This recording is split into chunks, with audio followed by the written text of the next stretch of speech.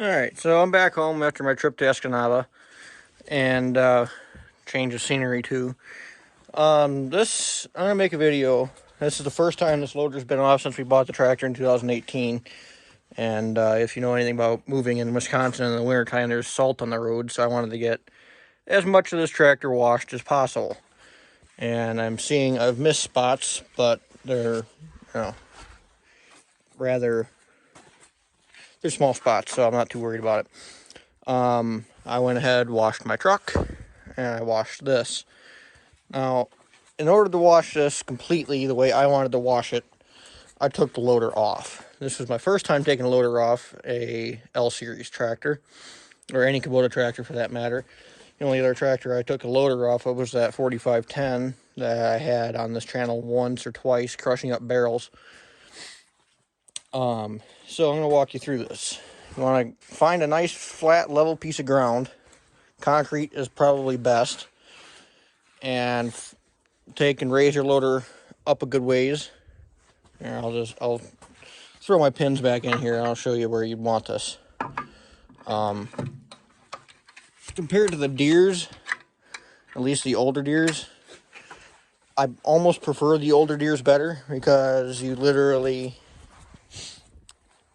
park the loader bucket up flat on the ground and pull a lever over here and then unhook your hydraulics and then you're pretty much off. Oh, there's one thing that you have to pull off on the front too, but so this right here is roughly where you want your loader.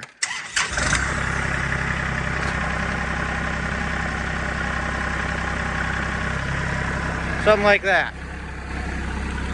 Then what you're gonna do is this will be pinned up here. Fold that down, push that in there on both sides, and then what you want to do is very, very gently lower to the ground until those little legs touch it. You'll see them touch right there, and then roll your bucket out. So that way these pins here are loose. Then what you do, take the pin and do a little something like that.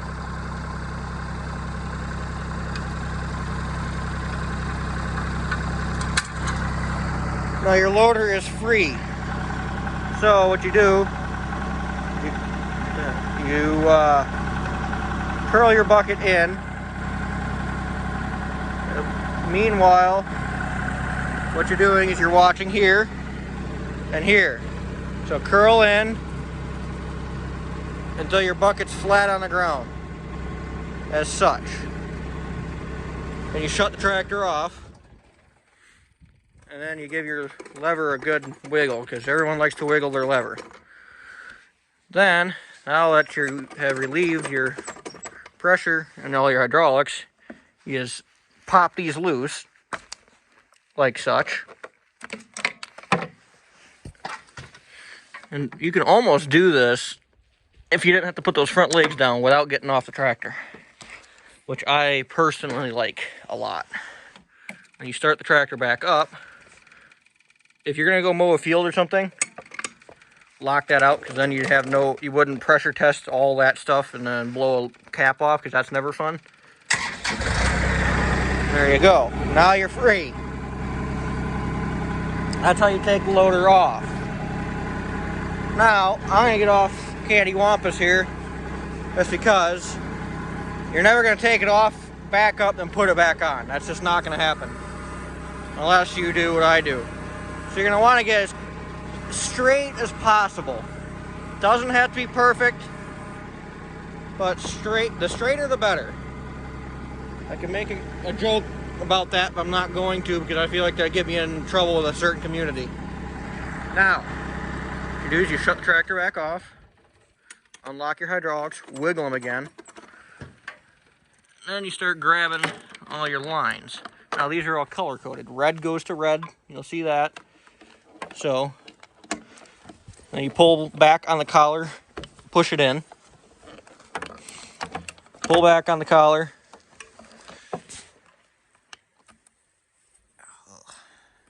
push it in. And you'll see the collar here kind of click.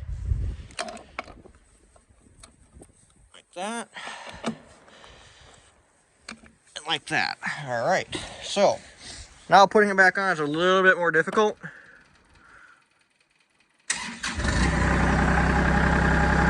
So what you want to do is you want to roll your bucket out. And again, you're watching for that bottom pin to seat. Like such.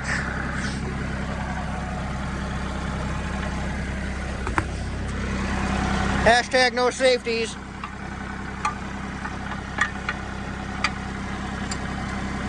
Now if you want to keep this tractor running while you're off the machine, there's this little thing here. You zip tie that down and you don't have any seat safety anymore. And you go around, push that over. Well, you might have to lift the loader up. That's one thing that the Deere did better, I think, personally.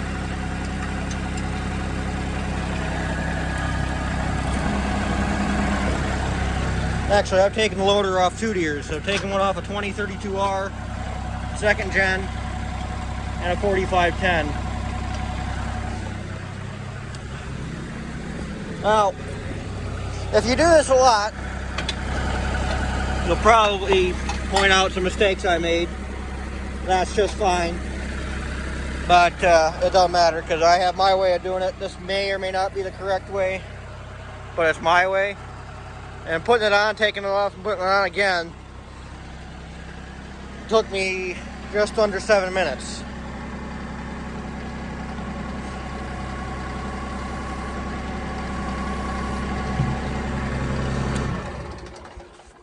So, yeah, that's actually really one of the better loaders I've taken on and putting off. The 220R loader, maybe it's just because I was teaching someone that was very inexperienced and I'm not a very good teacher. But that 220R loader on that 2032, that was just a pain. I hated that thing. The 4510 has the 460 loader. That was just extraordinarily easy. I loved that one.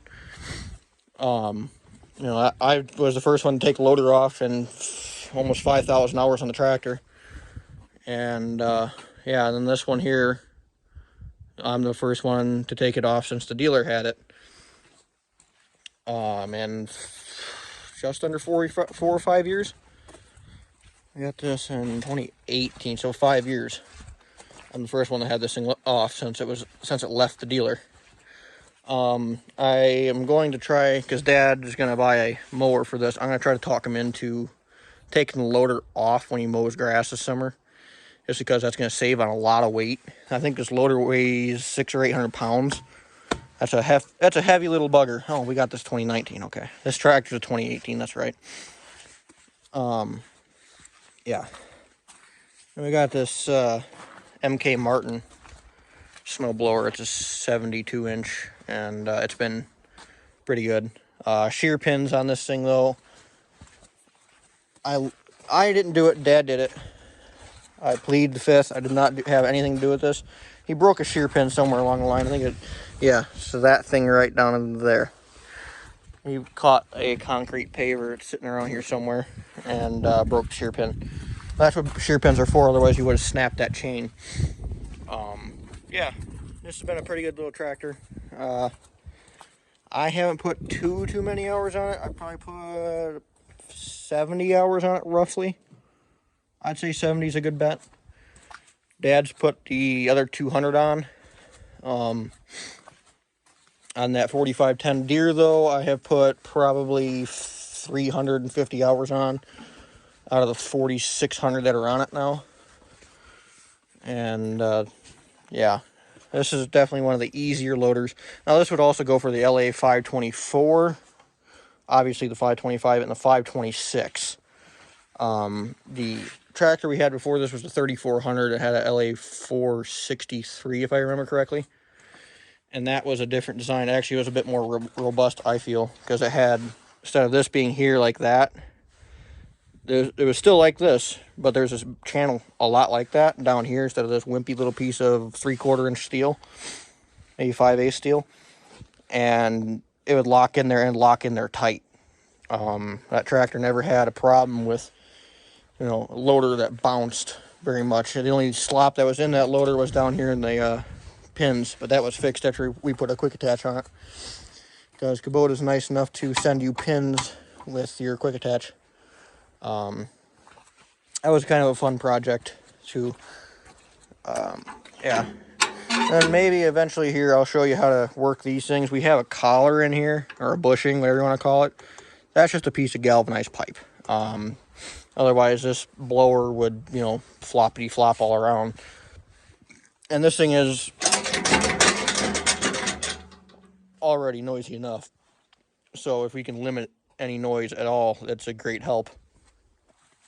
I was trying to figure out ways of shimming this, but without getting another piece of nylon in there, there's no shimming it.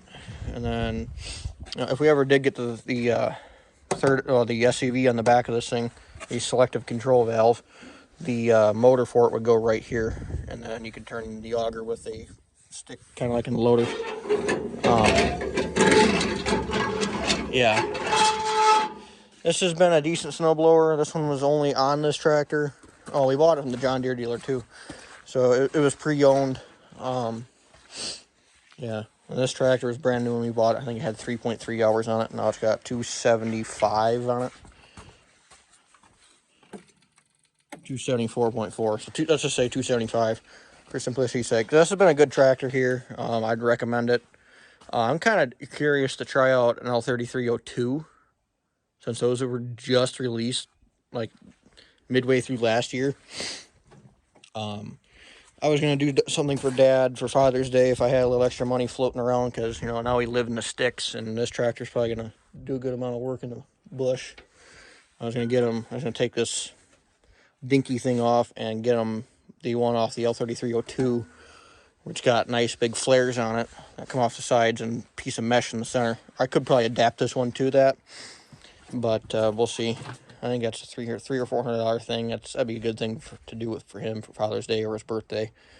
The man does a lot, so he does not rest. He refuses. And yeah, that's that really. I just want to make sure. Yeah, the cotter pin is still there. Yeah, this has been a decent tractor. One thing that I've seen people do previous, and many others similar to this, is that's your PTO engagement. Don't just slide it forward. That's how you trash it. Push your clutch in, then slide it forward, and that'll engage your PTO.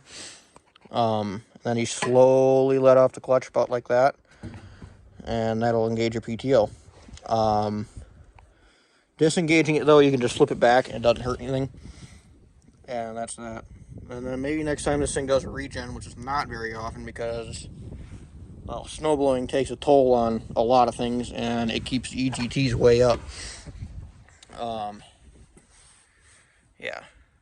So if it does a regen, and I'm using it, I'll do a video on how to make the regen light go away. You basically just run it wide open, and that's that. And if you have to do a parked regen, this is the button to do it. Otherwise, you don't touch these. And this is the parked regen button. That's the regen inhibit button, which you don't press that for any reason. So, well, there's reasons, but you don't push it unless you absolutely have to for very specific reasons. There's a company, I'm not going to shout them out because that would lead to them getting in trouble. It's they do deletes on these for DPF. You can find it pretty easily. You just look up L2501 emissions delete, and you'll find all kinds of things on Facebook about it, and Instagram. I think they have a Twitter page too.